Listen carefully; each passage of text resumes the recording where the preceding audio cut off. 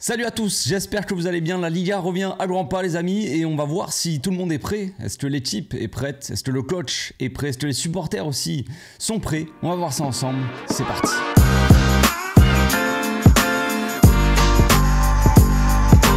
Au passage, n'hésite pas à nous rejoindre si c'est pas encore fait et à partager la chaîne autour de toi, ça fera plaisir à tonton. Le Barça champion en titre reprend du service dimanche contre Retafe. La pré-saison est terminée et pour le moment de ce qu'on a vu, on peut penser que l'équipe semble un peu sur la même voie, la même lancée que la saison dernière. En tout cas en termes de football, purement terrain. Est-ce que les supporters sont prêts? Est-ce qu'ils sont armés psychologiquement pour cette nouvelle saison? Je ne sais pas. Ça, on tentera un peu d'y répondre peut-être en fin de vidéo. Je ne sais pas. Certains vont peut-être avoir un peu de recul, se poser un petit peu les bonnes questions. Je ne sais pas. Mais c'est à vous de me le dire dans les commentaires. Bien sûr, pas avant d'avoir vu la vidéo, pas avant de se poser quelques questions. Donc là, je me suis posé principalement 5 questions que je trouve les plus importantes avant de démarrer cette saison. Donc on va tenter d'avoir une petite réflexion tous ensemble et puis après, on verra ce qui se passe en commentaire. Première question, le Barça sera-t-il toujours aussi solide? Donc la défense, c'est ce qui a fait notre force la saison dernière. On a eu une bonne défense, une équipe qui a très peu encaissé. On a encaissé 20 buts en Liga, donc ça fait environ 0,53 buts par match. Donc voilà, moins d'un but par match, un demi-but, voilà, si je puis dire. Donc c'est vraiment une défense assez solide, la meilleure défense des 5 grands championnats. Une défense efficace qui a su subir aussi dans pas mal de matchs. Finalement, on a pas mal subi, on n'a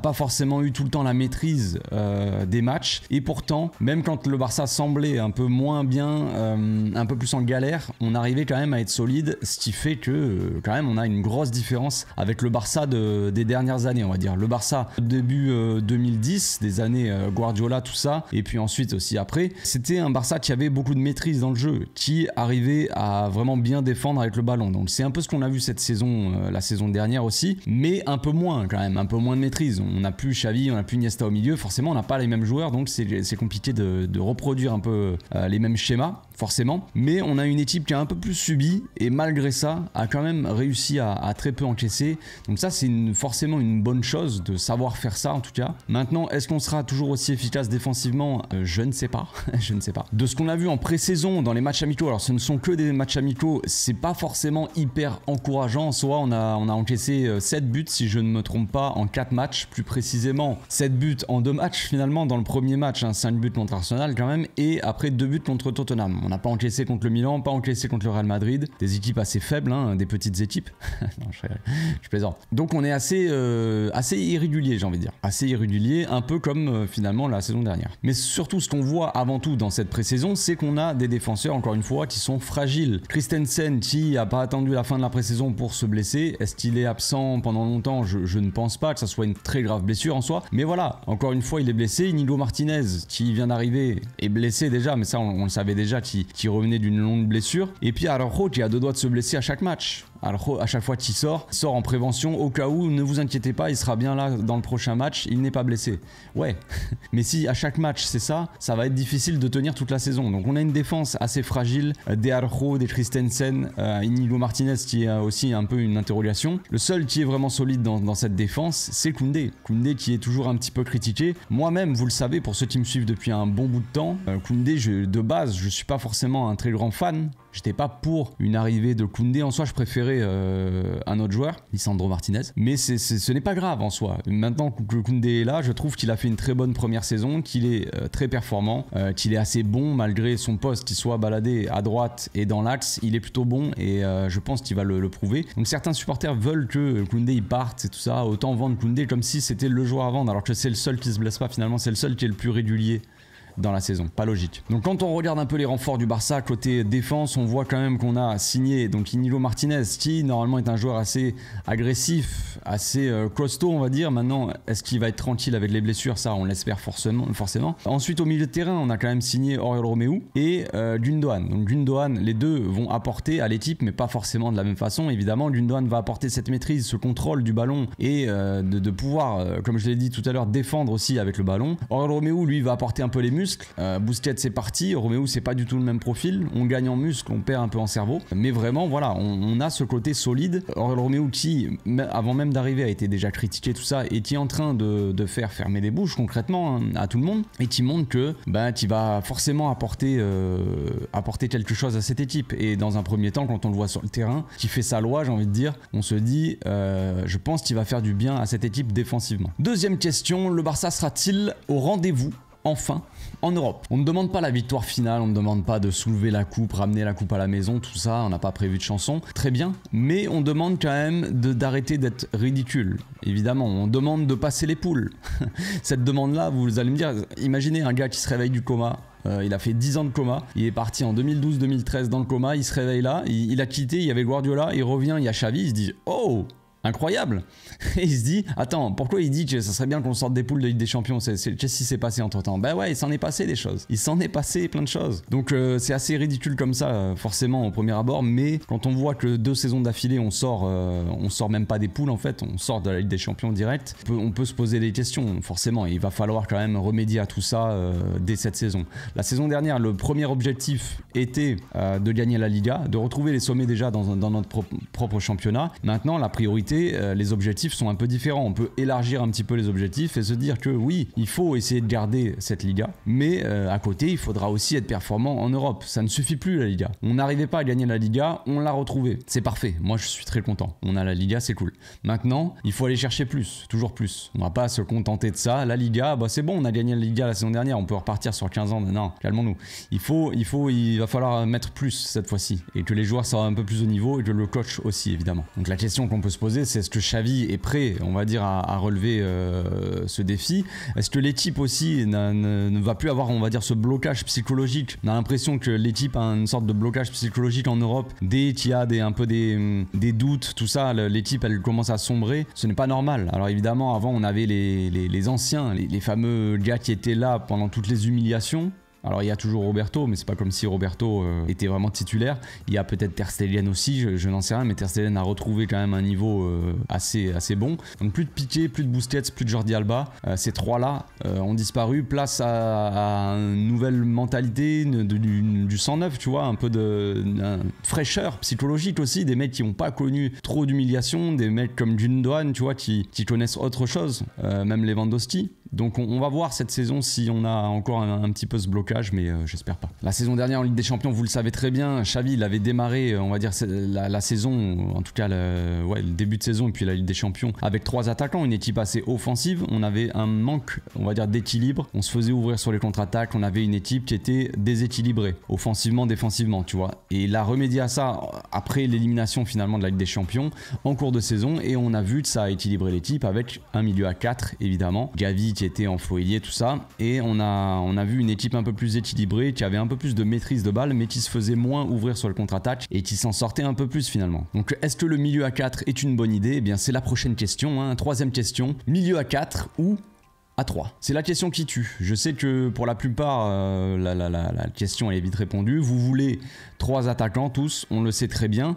Maintenant, il y a beaucoup de questions en fait, beaucoup d'interrogations. On peut se poser beaucoup de questions sur ce milieu à 4 ou milieu à 3 avec 3 attaquants. C'est bien beau de vouloir mettre 3 attaquants, tout ça, mais qui est-ce qu'on va mettre au milieu déjà, dans un premier temps? Comment l'équipe va trouver cet équilibre? Est-ce que l'attaquant qui jouera à la place du milieu faux ailier, on va dire, est-ce qu'il aura cette rigueur défensive? Est-ce qu'il apportera autant que le milieu déjà dans la conservation? Évidemment que non, les ailiers ont tendance à plus dribbler, plus provoquer, donc plus perdre de ballon. Donc comment ça va se passer en fait? Est-ce que si on joue avec 3 attaquants, on va repartir comme la saison dernière, on va démarrer la Ligue des Champions et se faire ouvrir? C'est une possibilité les amis. Selon contre qui on tombe, c'est une possibilité. Donc il faudra pas venir pleurer ensuite, je vous préviens. Donc il faut trouver cet équilibre aussi au milieu. Si tu joues avec 3 attaquants, il faut un milieu assez costaud et pas non plus très offensif. L'équilibre, cet équilibre a un nom, il s'appelle Oriol Romeu.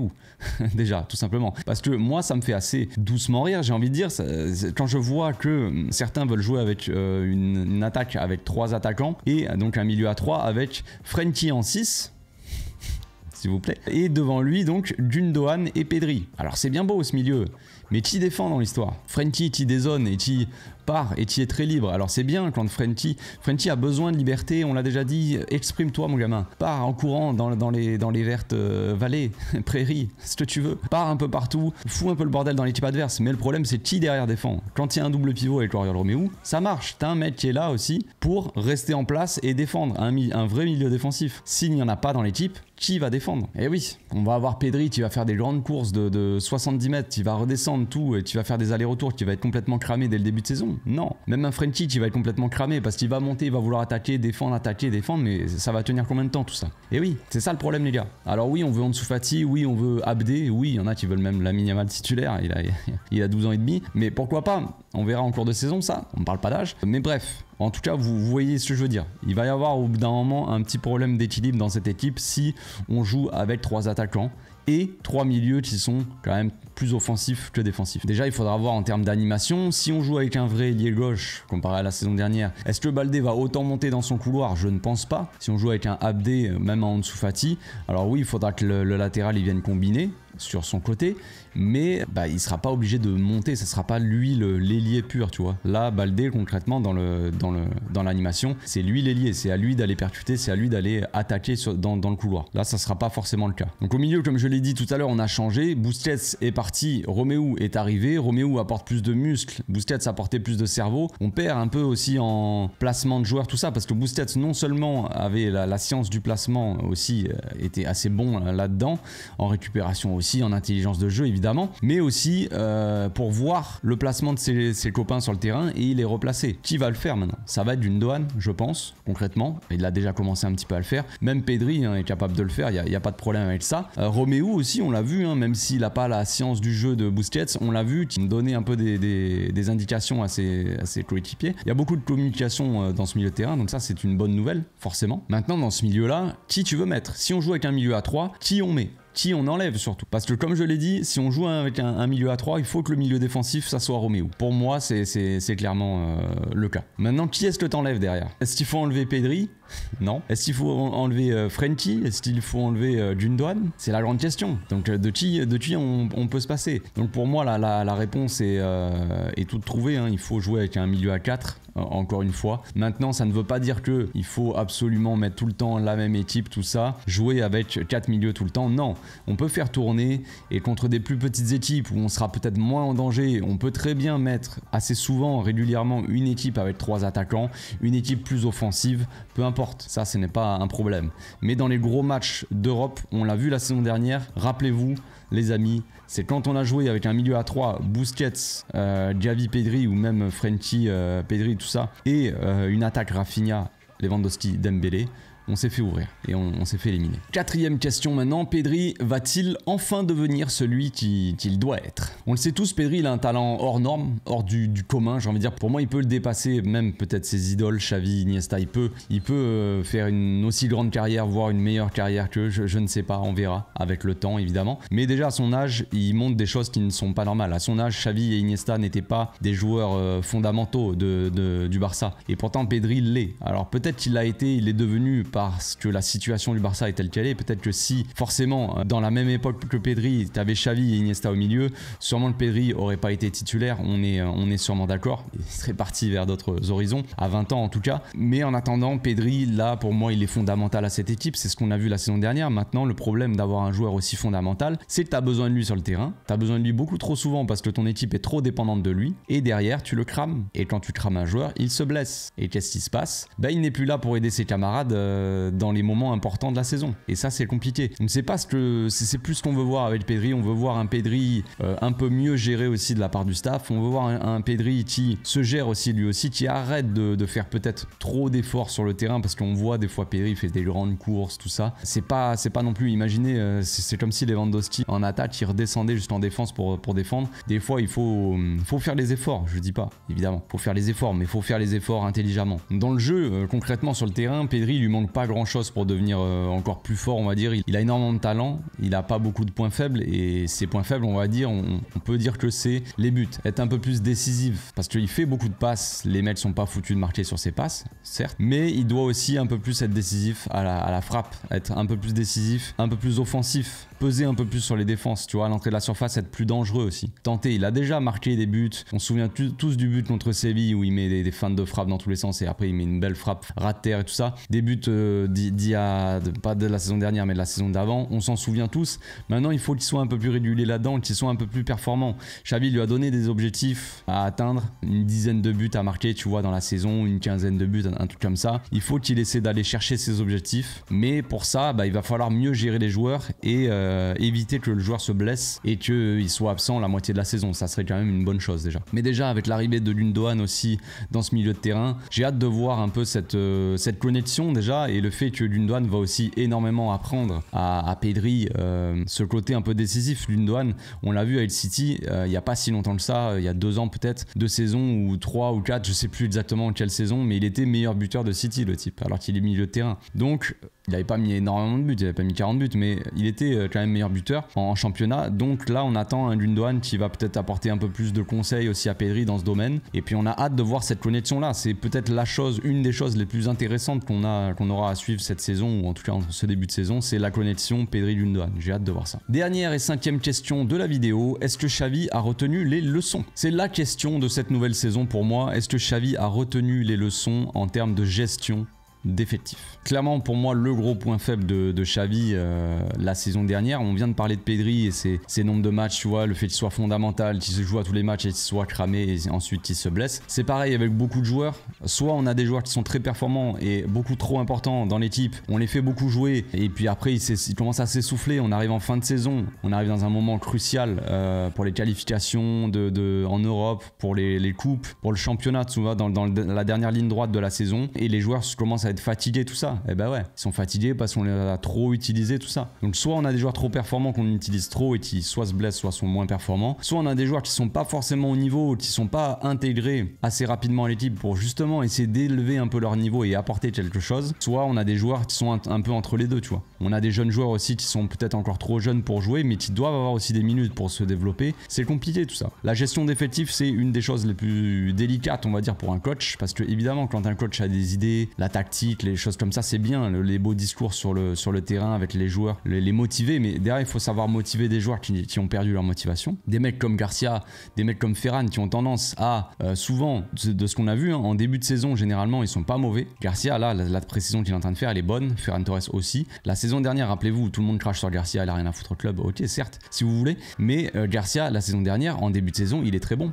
Et puis petit à petit, il se fait rouster, il commence à faire n'importe quoi. Et là, ça commence à chuter. Mais c'est au coach d'aller voir le joueur, lui parler, avoir un discours motivant pour essayer de le remonter, tu vois, lui redonner un coup de pied au cul, quoi, concrètement, pour qu'il essaie de remonter à la surface et avoir des bonnes performances. C'est bien pour l'équipe, voilà, c'est bien pour le joueur et pour l'équipe. La saison dernière, on a vu un 11 type et puis c'est tout. On avait vraiment 11 joueurs qu'on devait mettre absolument. Mais finalement, les 11 joueurs, l'équipe type, on l'a pas vu très souvent parce que les mecs, au bout d'un moment, ils étaient tous absents. Il y a eu le cas Kessie aussi, la saison dernière, qui est venu avec un profil différent. On a vu que l'adaptation était pas forcément facile pour le joueur. C'est pas le football peut-être qu'il connaissait, mais c'était un profil différent. De base, moi, je me suis dit, ça va être sympa, on va avoir Kessie qui va venir, c'est un profil différent qu'on n'a pas dans l'équipe. Allons nous servir de ce profil-là. Et là, Xavi, clairement, n'a pas forcément réussi à se servir n'a pas réussi à se servir de ce profil-là. En plus de ça, il n'a pas intégré assez rapidement le joueur pour moi. Kessie, il a quasiment pas eu de minutes en début de saison, puis après quand les autres étaient blessés d'un coup, et là il est arrivé, il a joué